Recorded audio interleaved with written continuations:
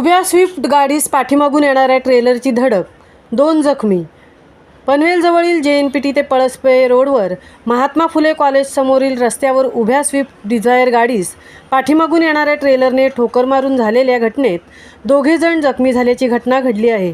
सदर ठिकाणी नादुरुस्त स्विफ्ट डिझायर गाडी क्रमांक MH14 JL9880 ही उभी असताना पाठीमागून येणाऱ्या ट्रेलर क्रमांक MH43CE 8620 या वाहनावरील चालकाने हयगईने व बेदरकारपणे वाहन चालवून स्विफ्ट डिझायर गाडीला पाठीमागून ठोकर मारून त्यानंतर स्वतः ताब्यातील वाहन पलटी झाल्याने ट्रेलर चालक काकासाहेब बोटे व स्विफ्ट गाडीचा चालक रवींद्र मालवणकर हे 2 जखमी झाले असून या अपघाताची नोंद पनवेल शहर पोलीस ठाण्यात करण्यात आली आहे.